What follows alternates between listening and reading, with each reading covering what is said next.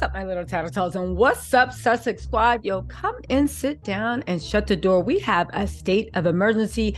Harry and Meghan are under assault by the U.S. media. And baby, what's William Moore's agency doing? What is anyone doing? And Meghan doesn't get her old PR people in here and take the reign, y'all. What am I talking about? If you guys don't know, ever since that car chase, Harry and Meghan have been being dragged in the press. It came to crescendo, oddly enough, where that jerk at Spotify basically said that Harry and Meghan, but mostly Harry, he didn't really have two. He said they were grifters, but he was going in on Harry. Ever since then, Spotify has been trying to poison the well against every future endeavor that Harry and Meghan may face. Now, listen, right? We need to talk about the strategy. I know it's their lives, but baby, this is my channel and we gonna talk shop. We need to talk about their future strategy. The way maybe what worked in the UK is not working in the US. What is WME doing? And also, Spotify is so tacky, and so is all these other people. But at the end of the day, Harry especially, because I don't care what anybody says, Harry guides that relationship, and Meghan goes along. Sometimes she cleans up the messes, but she really does like stand by her man, right? The fact that somebody plan is not working, let's get into it, right? The thing that caught my eye was first they started to say with Harry, poison the well about his Spotify thing. The Spotify boss, the jerk, he's a jerk. If you look at his history, he's a jerk. And also, why is everybody acting like Spotify is like the number one preliminary thing for what podcasts do? Spotify just cut down half their workforce. They are losing the podcast wars, and they're the ones that started podcasts. As a matter of fact, Spotify literally tried to become, like, in my opinion, the bro station for podcasts. Joe Budden, Joe Rogan, but even with Joe Budden, he put Spotify on the map. They treated him horribly. Now, Joe Budden is a horrible person, but business-wise, they made a very, very bad move. Spotify doesn't know what they're doing. And have you seen the people that Spotify is like, oh yeah, they're number one? Besides Joe Rogan and a few other people, who really is checking for Spotify? There was the ridiculous rumor that came up that Meghan didn't even film, right? Didn't even film her podcast. And I understand why Salty Island did that, because William and Kate do that. They're propped up, they show up, they're just like mumble, mumble, ooh, baldy, right? And then they go home. So in their mind, it was believable, except for the fact of shut up. We heard the conversations. And it's common in podcasts that when people are talking about the historical component, that is pre-taped, okay? Because it's played as reference, not as conversation. The only problem is, and let me just say this really quick, I don't think Meghan knows how the U.S. market works. I don't think Harry really realizes how the U.S. market works. Again, in the UK, the best thing might be to ignore the tabloids and rumors completely, because they lie so much that if you even acknowledge the lie, they think there's some truth in it. So you literally do just block them out. In America, our culture is a bit different. If there are all these untrue things coming out about you in the media, and you don't even open your mouth to be like, guys, this is so stupid, you can't be serious, right? We as a culture automatically think, so then there must be truth to it, because why would you just let people keep lying? We don't expect you to get in an argument, but we do expect your spokesperson to come out and say, this is the dumbest thing I've ever heard. You guys all need to get a life. That's usually what we expect. The fact that they are letting these little lies go on and on. They're lazy. They're con artists. They're grifters. They don't do work. They sign up for this thing and then they get lazy. They don't deliver. There's no numbers. All these untrue headlines, you guys, it is poisoning the well. Because people that are thinking about doing business with them are like, wait a second, is this true? Because they're not denying it all. Now, again, where's this coming from? I think they pissed off somebody in Spotify. But that said, Spotify have been tacky. Let's talk about the way they tried to poison the well with Harry, right?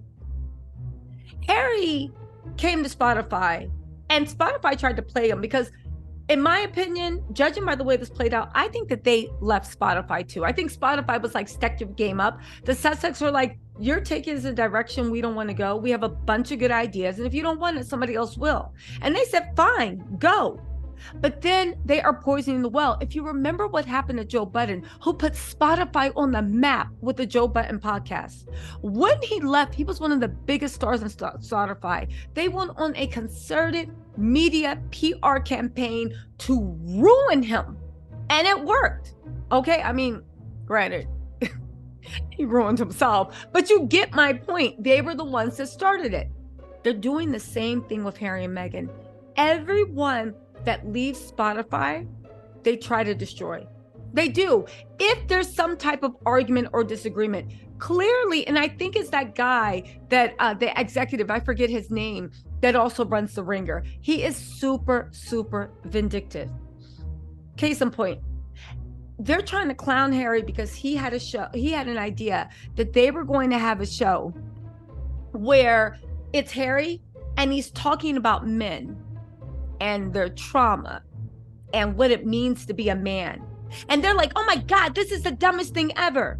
And when I heard about the show, and then they're scoffing at Harry being like, he wanted to interview Putin and Donald Trump. And when I heard about it, I was like, ooh, I see what Spotify's trying to do. You're trying to poison the well, because you know what? As critical as I can be about Harry, and sometimes he does have dumb ideas, right? I like Meghan and Harry, but sometimes Harry does have like ideas where I'm like, yeah, that's not going to play.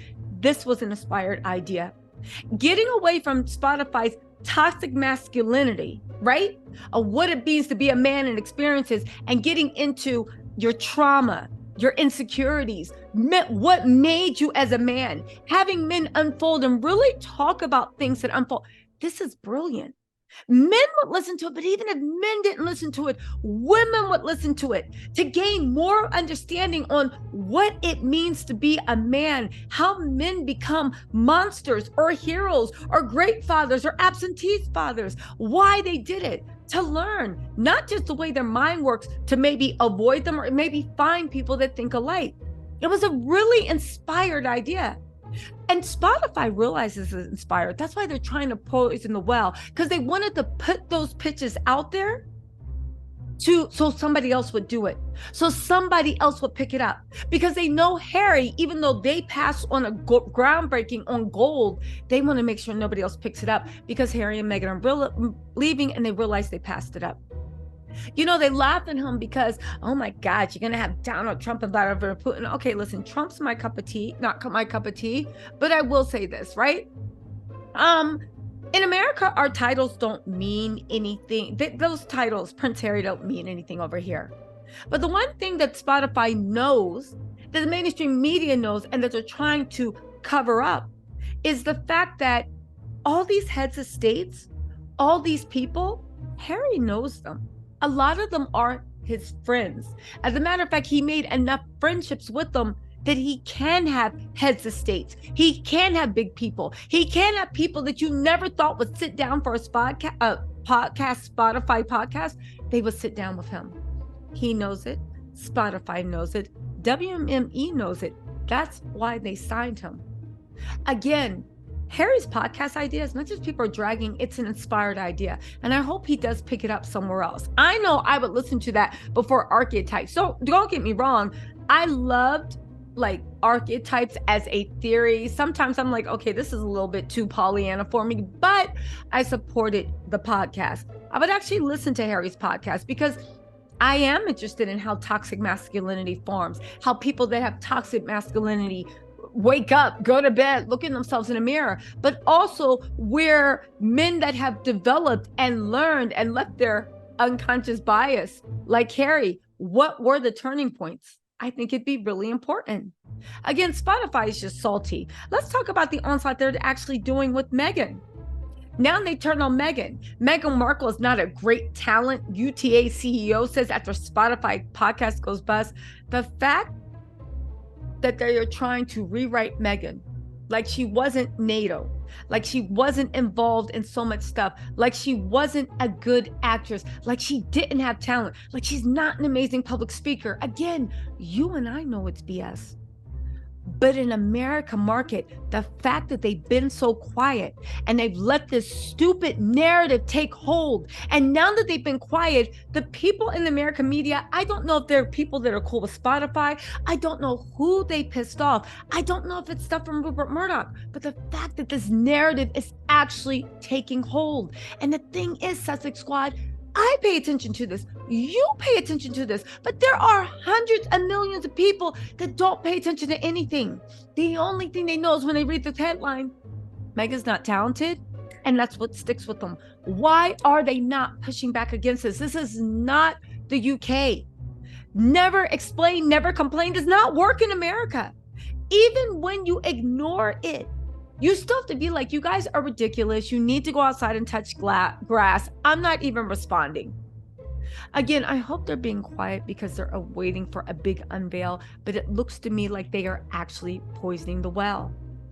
The CEO of United Talent Agency literally says, turns out Meghan Markle was not a great audio talent or necessarily any kind of talent. Where's this hate coming from? I mean, this is a new level and it's come out of nowhere. Why? What do you mean? Spotify, the audio types was actually critically lauded. They had great guests on there. It did great. It was a difference of opinion. They were giving things to Spotify and Spotify didn't like that way. Lots of people have left Spotify because people have said they don't like the way Spotify develops the artists. You guys, somebody said, just because you're famous doesn't mean you're great at something. Again, you can argue whether she is the greatest podcaster ever, but to say that she's not a great talent at all, the fact that for you to get clicks and views at a film festival, you have to speak out about this.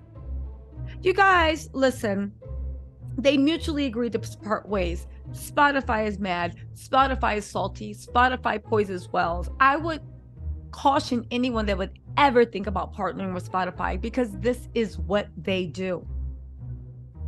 Again, we know great things are in store for Meghan and Harry, and even if the Spotify was a bust, who cares? The fact that there are so many people wishing they fail, the fact that there are so many heterosexual white men and white women, right? But not even that, I can't even say that at this point. People that are sucking at the boots of power, Black, white, Puerto Rican, Asian, Haitian, it doesn't matter. They are going for the jugular. Harry and Meghan, in my opinion, their agency really needs to address this. This is getting a bit much. And y'all can say what y'all want, but the one thing I do know is the American media market. I know how these press cycle goes. I know how narratives are. This is a critical point. They can still turn the ship, but to sit here and let everybody go all in and implant these negative narratives, they're going to spend the rest of their lives trying to counteract a rumor that they heard. Again, the press strategy that worked in UK does not work here. WME knows that. So I asked you guys, and I want to hear your guess. Why isn't WME doing more? Again, I've heard it's rumors that Harry wants to control the narrative and how it goes, but Harry doesn't know how the American media goes. And we don't even know if that's true. Why isn't WME doing more? I'm beginning to think that they're on Rupert Murdoch's payroll. I'm just saying. Anyway, you guys, let me know what y'all think in the comments. I'll talk to y'all later. Bye. But carry on, because we know victory is down the way for Meghan and Harry. I just hope it gets here quickly because I am tired of these negative news cycles. All right, guys. Talk to you later. Bye.